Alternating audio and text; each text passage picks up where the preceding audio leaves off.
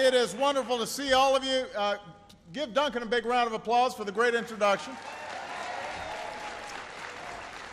I want to thank all of you for the warm welcome, the great hospitality.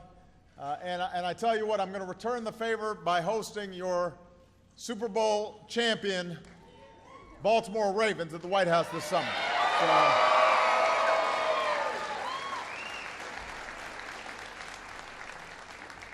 We'll have Ray Lewis in the China room. What could go wrong? I want to thank your CEO, Peter Bowie, and your plant manager, Robert Kroom, and your entire team for showing me around this great facility. I was told that one of your customers once named a dredge after President Clinton. So I've got my fingers crossed. Never had a dredge named after me. So I'm looking forward to that. I've come here today to talk about our single most important priority as a country right now, and that is reigniting the true engine of our economic growth, and that is a rising, thriving middle class. And as I said in my State of the Union address this year, that's our North Star. That's what we have to focus on. That's what has to guide all our efforts. And we've got some great people who are championing middle-class families every single day. First of all, your outstanding governor. Come on, Martin O'Malley. Your outstanding mayor, Madam Mayor. You've got some outstanding members of Congress led by your senior Senator Barbara Mikulski.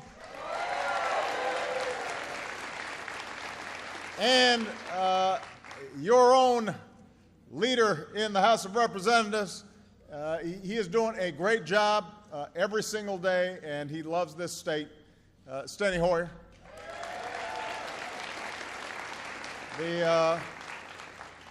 So we've got just some extraordinary folks here. Let me make sure Elijah Cummings is here. But more importantly,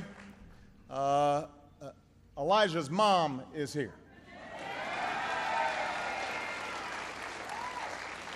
And we are so proud of Elijah, but his mom apparently prays for me every day, so I'm very grateful for her as well.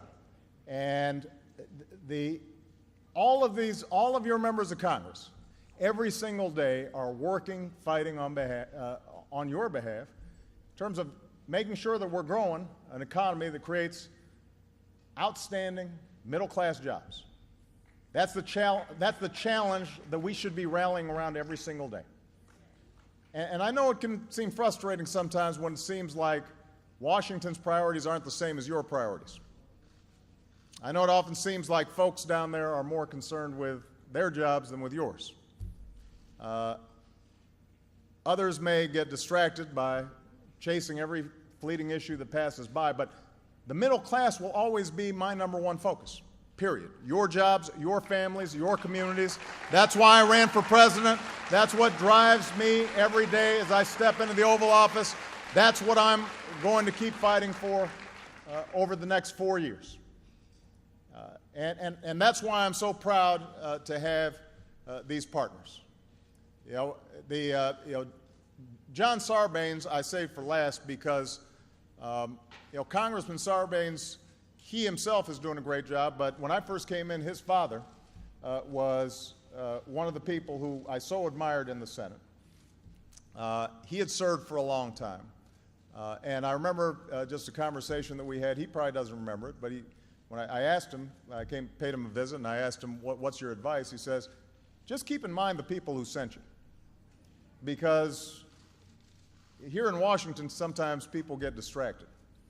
But you're here to work on behalf of your constituencies. And if you stick to that, you're going to be just fine. And that's what's happening here in Maryland. Under Governor O'Malley's leadership, Maryland has won back almost 100% of the jobs that were claimed by the recession. So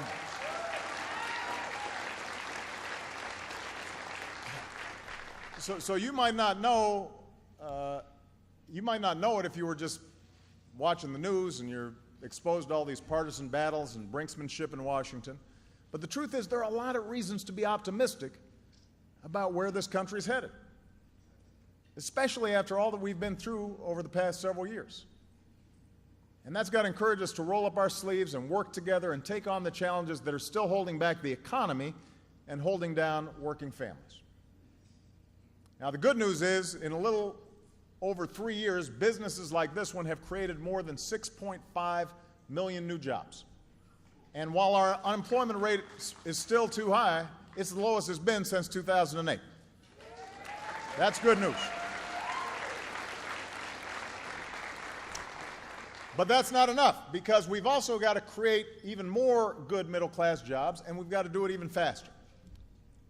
You know, corporate profits have skyrocketed at an all-time high.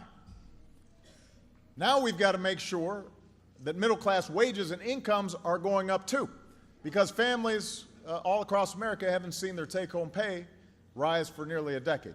That's the next phase. It's good that companies are profitable. I want you to be profitable. I want you to be taking a little more home in your paycheck. Our housing market is healing. But that's not enough. Now we've got to help more families stay in their homes or refinance to take advantage of these historically low interest rates. Our deficits are shrinking at the fastest rate in decades. That's the truth. That's worth applause? Sure. Because you wouldn't always know that listening to folks in Washington, but the fact is our deficits are going down faster than they have gone down in decades. But we still have to create a budget that is smart and doesn't hurt middle-class families or harm our critical investments into our future. Now, Barbara Mikulski, who's on the Appropriations Committee, she's fighting hard to make sure that this sequester that is slowing down growth, and we're starting to see growth slowing down because of furloughs and cuts in defense spending and a whole bunch of stuff that wasn't well thought through. We've got to make sure that we've got a budget that doesn't push our economy back down. We need a budget that pushes our economy back up. The American auto industry is thriving. American energy is booming. American ingenuity in our tech sector has the potential to change the way we do almost everything.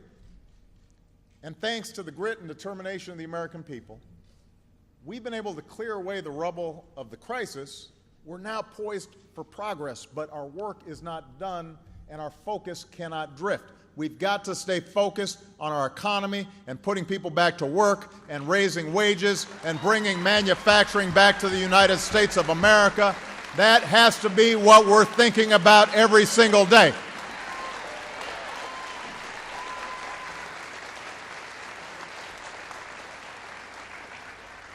Middle class has been taking a beating for more than a decade. You deserve folks in Washington who are willing to fight back on your behalf every single day. Because every single day you and Americans like you all across the country are working hard and living up to your responsibilities. So you've got to have the same seriousness of purpose in your leaders. Now, I see 3 areas where we need to focus if we're really going to keep the recovery going but take it to new heights. Number 1, we've got to make America a magnet for good jobs. Number 2, we've got to make sure that workers are able to get the education and skills they need to do those jobs. Number 3, we've got to make sure that if and when you're working hard, that leads to a decent living. And that's why I wanted to come to Baltimore, because a lot of people here in Baltimore, they work hard. Baltimore has gone through tough times in the past, but Baltimore's come bouncing back.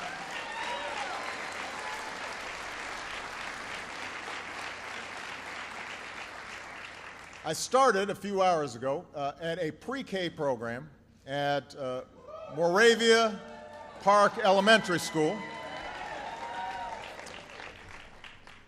Their kids are getting a head start learning skills they need to succeed in college and the workplace. And by the way, this is a center that was named after Steny Steny Hoyer's late wife, Judy, because she and Steny share my belief in the importance of giving every kid every chance as early as possible. You know, I got to help with one of the lessons. We were having to draw zoo animals. And I've got to say, my tiger was not very good. The kids were unimpressed. They kind of looked at it, they said, that doesn't look like a tiger. But they were amazing. And later today, I'm going to visit with a program that helps people who've gone through some tough circumstances, especially low-income dads. And this program's now helping them get the training and the guidance they need to find work and support a family, which is a priority. Because, and probably some of these folks who I'm meeting, they didn't get that early childhood education that put them on the right track. What we want to do is, first of all, make sure our kids are getting the training they need. But if they missed out early on, we still want to give them opportunity on the back end. But obviously, the training of kids, giving them good education, training older workers, none of that's going to make a difference if we don't have great companies that are hiring. And that's why I wanted to come to Ellicot. Ellicot Dredges, you guys are an example of what we can do to make America a magnet for good jobs. After all, y'all know a thing or two about growing the economy. You've been doing it for more than a century. This company was founded in 1885. You've been right here on Bush Street since 1900. This company built dredging equipment that helped dig the Panama Canal. That's impressive. What that means is this company right here in Baltimore literally helped create our global economy, because that was one of the first connectors, right, that started to allow us to ship goods and cut the distances that integrated the world economy.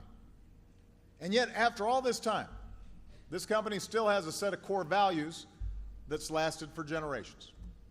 Just like the folks who came before you, you've got that drive to make the best machines that money can buy, to sell products all over the world, to grow not just a business but a community, and by doing that, you're growing our country. And these values have seen you through an era of enormous change. Your leaders saw the potential in developing markets like China and India and Brazil and Bangladesh, so you ramped up your focus on exports, maybe on airports too, but on exports. And the federal government has worked with you as a partner to sell dredging equipment right out of this shop all over the world. You maintained your quality. You built a sales force that travels everywhere, out hustling the competition in search of new business. All that hard work's paid off. Today, this company, you have sold equipment to more than 100 different countries. You've made new investments here at home. You employ more than 200 people in Baltimore and Wisconsin and Kansas. And over the past few decades, during some of the tough times for our workers, you were able to keep building equipment stamped with those three proud words, made in America. And you're selling it around the world.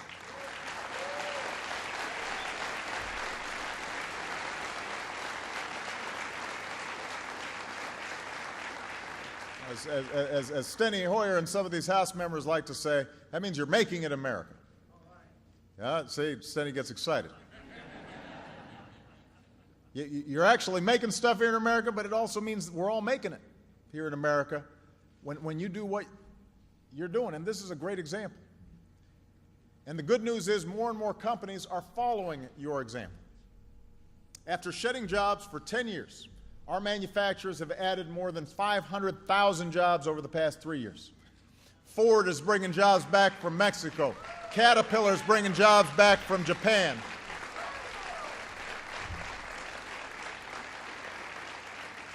After placing plants in other countries like China, Intel which is making the chips in your smartphone and your iPad and all of these gizmos everybody's holding up right now.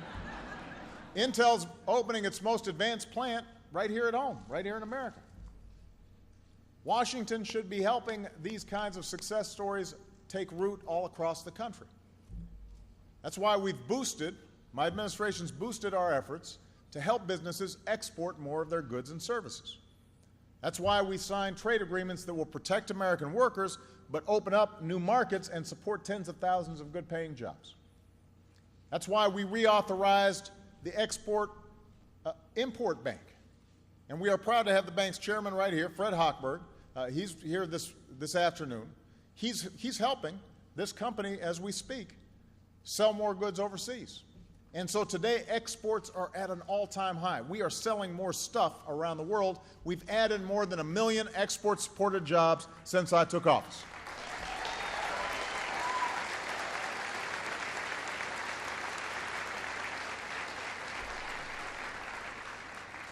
So all these steps are making a difference. But there's more we can do. We need to pursue new trade agreements with Europe and the Pacific region. We need to invest in high-tech manufacturing centers because I want the next revolution in manufacturing to be made here in America. Our workers are at our best when we're building stuff. So today I'm also announcing the next step in our effort to cut through red tape that keeps big construction projects from getting off the ground. Now, some of you, if you've heard me, I'm really big on us rebuilding our infrastructure in this country. I want to put people back to work improving our roads, our bridges, our airports, our ports. You know, we were talking about the Panama Canal. The Panama Canal is being revamped down in Panama so that it can accommodate even bigger ships. And these cargo ships are so big that if we don't remodel our ports here in the United States, they can't dock at our ports. They'll dock someplace else. We'll lose that business. So we've got to up our game when it comes to infrastructure. And the good news is when you do that, you're putting people back to work right away, operating dredging equipment and doing other stuff, and you're also laying the foundation for future economic growth. Now, the problem is, we've had some trouble out of Congress, just going to going ahead and funding. I know, it's surprising, isn't it? But we've had a little difficulty getting our Republican friends to work with us to find a steady funding source for these projects that everybody knows needs to happen. But in fairness, one of the problems we've had in the past is that sometimes it takes too long to get projects off the ground. There are all these permits and red tape and planning and this and that, and some of it's important to do, but we could do it faster. So a while back what I did was I ordered everybody who was involved in approving projects to speed up the permitting process for 50 different big projects all across the country, from the Tappan Zee Bridge in New York to the Port of Charleston in South Carolina. And we've been able to, in some cases, cut approval times from 7 years down to a year.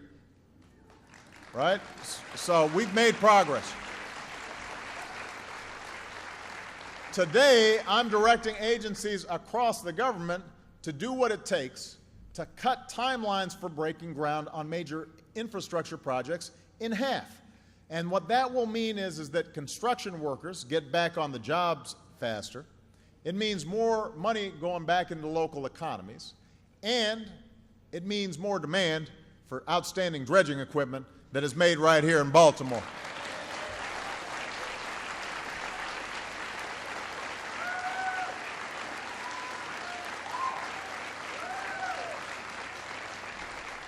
Now, some of you know one of the guys who's been working on this. He's Deputy Transportation Secretary John Pocari, your former Transportation Secretary here in Maryland before Governor O'Malley generously agreed to share him with the entire country.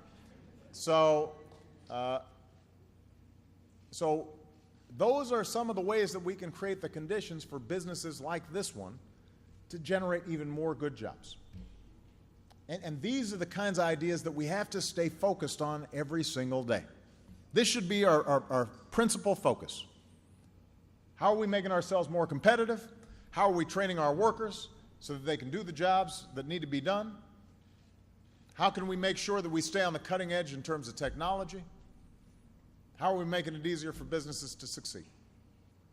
And I'm going to keep trying to work with both parties in Washington to make progress. Because our challenges are solvable. You know, I travel all around the world, and I meet people from all walks of life.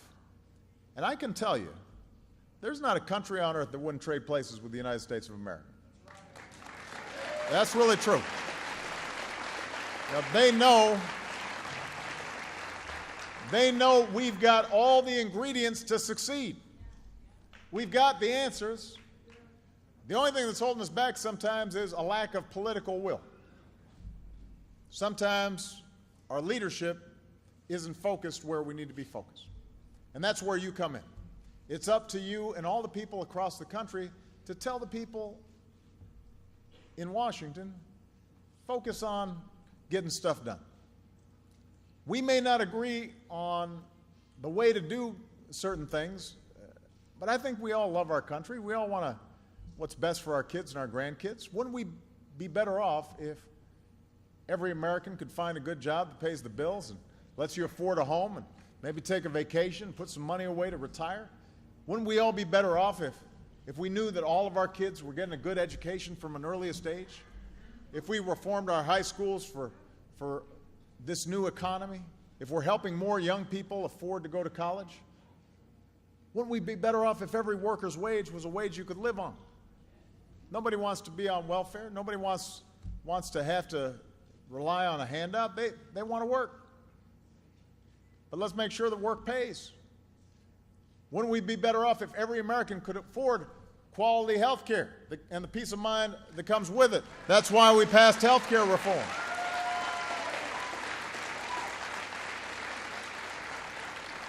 Wouldn't we be better off if we did what's necessary to protect more of our children from the horrors of gun violence?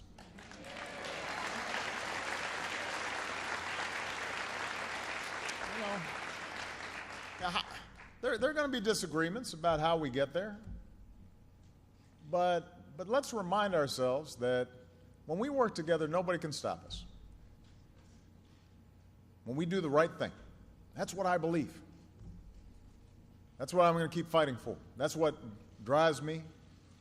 It's all the stories of people like you that I have the great honor of meeting and working with every single day.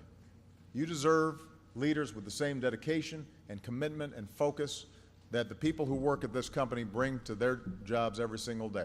And you look at those Dredges up there, and I met folks who've worked here 38 years, some who worked 40 years, and the pride that they take in their product and the way they all work together, that's the attitude that we've got to bring to bear here. I think about a woman here, Myrna LeBerry. Myrna LeBerry. Where's Myrna? There's Myrna right here. Myrna LeBerry. Myrna has been at Ellicot for more than 50 years. Now that means she started when there were no child labor laws, because it was clearly illegal. She was about 4 or 5, and they started putting her to work, put a broom in her hand, and, you know. But when somebody asked Myrna what lessons she learned after 50 years working at the same company, she said, be honest, be helpful, accept your mistakes and improve upon them, be good to people, keep a good sense of humor, have the best work ethic possible, and handle the good times and get over the bad. That's a pretty good recipe for success right there. That's who we are. That's who we are. Thank you, Mark. I mean, that pretty much sums up everything. That's who we like to understand America to be, who we are as Americans. We're honest and helpful. We work hard. We're good to others. We handle the good times, and we get over the bad times. If we keep that in mind, You know, if we just all keep Myrna's advice in mind, keep plugging away, keep fighting, we'll build an even better America than we got right now. And I know you're going. We can pray too. We'll add that in there. If we work to create more jobs, if we give every American the tools that they need for those jobs, if we make sure that hard work pays off and that responsibility is rewarded, then once again America is going to be the place where you can always make it if you try, and we'll all prosper together. And we'll make sure that America remains the greatest nation on earth. Thank you, everybody. God bless you. God bless America.